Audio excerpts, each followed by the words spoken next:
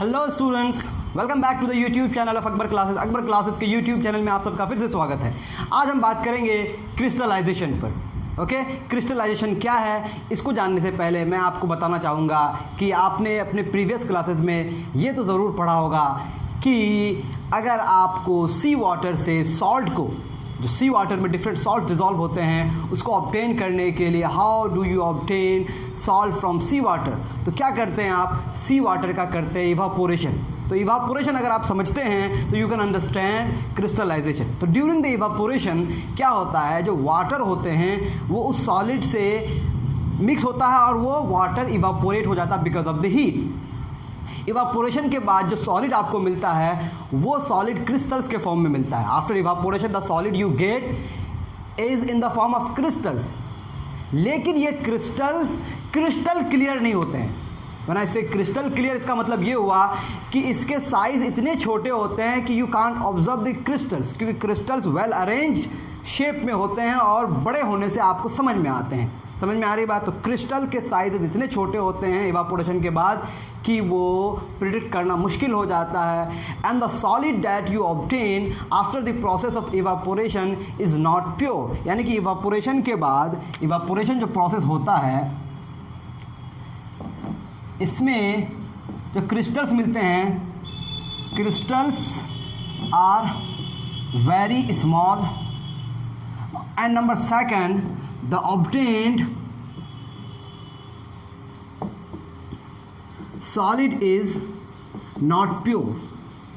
ये बात अगर आपको समझ आई कि इवापोरेशन के बाद जो वाटर चला गया उसमें जो सॉलिड बचा वो सॉलिड किसके फॉर्म में, क्रिस्टल्स के फॉर्म में, but these crystals are very small, number one. And number two कि जो सॉलिड आपको मिल रहा है ये सॉलिड प्योर फॉर्म में नहीं है। The solid is not pure substance.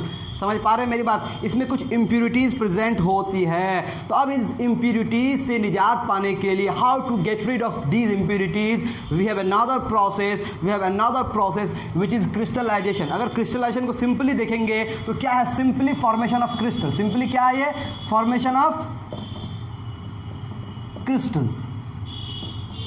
Okay, लेकिन ये फॉर्मेशन ऑफ क्रिस्टल इस फॉर्मेशन ऑफ क्रिस्टल से अलग कैसे है, इस बात को हम जानेंगे। आई होप आपको मुद्दा समझ आ गया, टॉपिक समझ आ गया कि what we are going to talk about. तो व्हाट इज़ क्रिस्टलाइजेशन? तो crystallisation is the formation of crystal in a simple manner, अगर आप समझना चाहेंगे।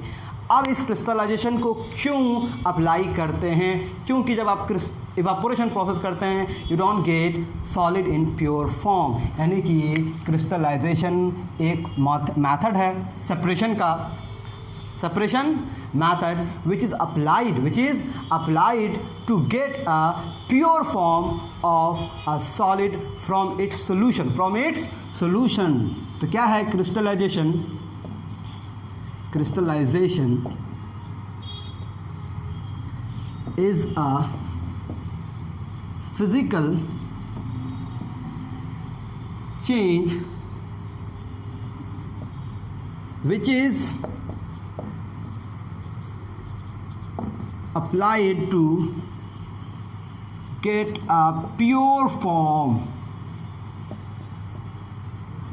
of a solid from its solution.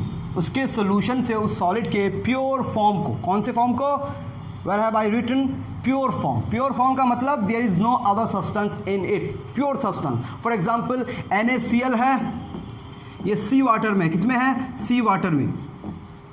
तो जब सी वाटर से इवापोरेशन के बाद आप NaCl को ऑब्टेन करेंगे, these NaCl crystals will have some impurities,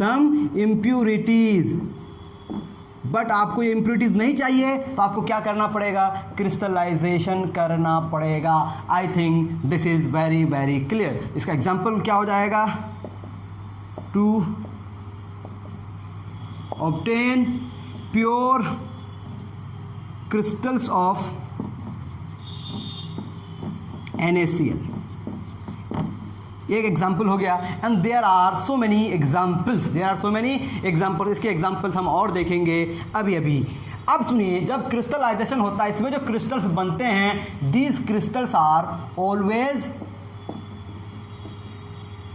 large in size, ये हमेशा क्या होंगे, बड़े होंगे साइज में। नाउ वी हैव व्हाट कि इवापोरेशन में जो क्रिस्टल्स मिलते हैं they are very small, but the crystals which are formed in the process of crystallization, these crystals are very small. यहाँ भी solution से crystals बनते हैं, यहाँ भी solution से crystals बनते हैं, but here the solid is pure and here the solid is impure.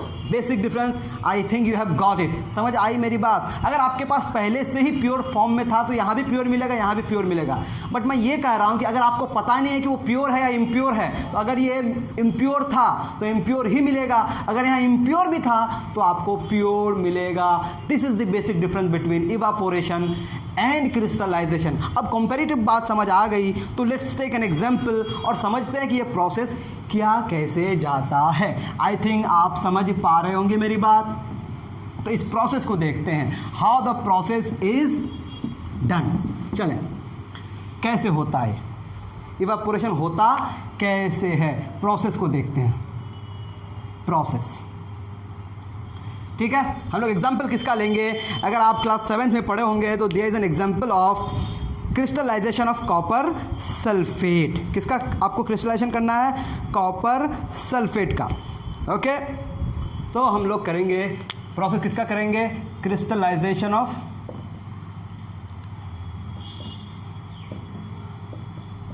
Copper sulphate. Copper sulphate that is CuSO4, इसके सॉल्यूशन का हम लोग क्या करेंगे, क्रिस्टलाइजेशन करेंगे। तो सबसे पहले क्या करेंगे आप, what you need to do, number 1 आपने एक बीकर लिया, ओके, और हम मान लेते हैं you have 250 ml water, this is the water you are having.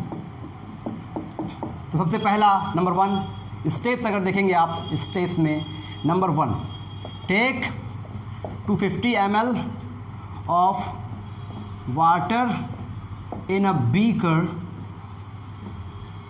And आपको क्या करना है, इसमें ऐड करना है few drops of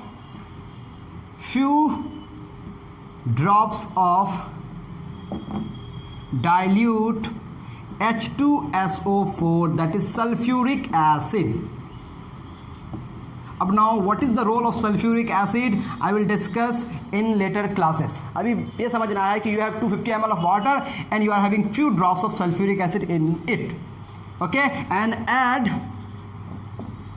few drops of sulfuric acid, okay. Number 1. Number 2 what you have to do, अब आपको करना है इसको heat. Now heat the liquid till boiling, okay. अब इसको क्या करेंगे, हीट कर दे, आप हीट करेंगे, समझ पा रहे मेरी बात, ये हीटिंग प्रोसेस हो रहा है। कब तक हीट करना, जब तक ये बॉयल करना ना चल जाए, यानी कि बॉइलिंग वाटर तक पहुंचना, टिल बॉइलिंग, मतलब बॉयल कर नहीं रहा, बॉइलिंग वाटर तक आपने पहुंचा दिया। Now you have heated water, अब आपको क्या करना है, start adding copper sulphate, copper sulphate को इस पे आप ऐड करेंगे। कब तक ऐड करना है, ही start adding copper sulphate until you get a saturated solution. अब देखें, आप इसको समझें। सबसे पहली बात, आपने पानी लिया, उसमें सल्फ्यूरिक एसिड के कुछ ड्रॉप्स ऐड कर दिए, वेरी फाइन, हीट कर दिया बॉइलिंग वाटर तक। Now you are adding copper sulphate और कॉन्स्टेंटली ऐड कर रहे हैं, और जब ऐड करेंगे ड्यूरिंग एडिशन आप क्या करेंगे, विद कांस्टेंट स्टीरिंग, अब स्टीयरिंग समझ रहे हैं आप, इसको शेक करेंगे किसी की मदद से, किसी मैकेनिकल फोर्स को अप्लाई करेंगे बार बार, ताकि वो जो डिजॉल्विंग प्रोसेस है वो तेज हो जाए। तो start adding copper sulphate until you get a saturated solution. Now what do you mean by saturated solution? When solution don't have any further capacity of dissolving any solids, यानी कि उसमें अगर और सॉलिड्स डिजॉल्व ना हो सके तो उसका नाम क्या हो गया? क्या हो गया? Saturated. It means no more copper sulphate can be added at that condition. Now you are having saturated solution. अब number 4, leave the solution to cool down for at least 4 to 7 minutes or more। समझ पाई बात? समझ आई बात। Leave the solution, अब solution को छोड़ देना है। आपने इसमें क्या ऐड किया? Copper sulphate. ठीक है, कब तक ऐड करना है? जब तक आपको सैचुरेटेड सॉल्यूशन ना मिल जाए। जब मिल गया तो आपको क्या करना है? कूल डाउन करना है, मतलब छोड़ देना है ठंडा किसी एनवायरनमेंट में। आप तो हीट कर चुके थे ना। नाउ लीव, कूल नहीं करेंगे। ये कूल कैसे करेंगे आप? ऐसा नहीं कि फ्रिज में डाल देंगे, नहीं, जस्ट लीव इट, क्योंकि आप हीट किए थे ना, वो ऑलरेडी हीटेड है। जब उसको छोड़ देंगे तो it will release it's heat और वो खुद क्या हो जाएगा? कूल हो जाएगा। समझे? तो आप उसको छोड़ देंगे, वो खुद कूल हो जाएगा। तो अब आपको दिखेगा क्या? ये पूरा प्रोसेस हो गया। ऑब्जर्वेशन क्या होगा? Now you will observe the crystals of copper sulphate in the solution. अब आप क्या देखेंगे? Now you will observe the crystals of copper sulfate, और ये कॉपर सल्फेट हमेशा क्या होगा? प्योर होगा। आई थिंक आपको बात समझ आ रही है। और ये ब्लू कलर में होगा। Remember this is blue, these are the blue crystals, क्योंकि ये सॉल्यूशन आपका किस कलर का था? ब्लू कलर का था। आप सबको पता है when you dissolve copper sulphate in water you get a blue solution and you get the crystals and these crystals are blue in colour and these are the pure because you have applied a process of crystallisation. अब ठंडा करने पर crystals क्यों बनते हैं? क्योंकि जब आपने गर्म किया तो वो डिसॉल्व हो गया, ज़्यादा डिसॉल्व हो गया। जब वो ठंडा हुआ तो जितना एक्स्ट्रा डिसॉल्व हुआ था, those extra solids will form the crystals.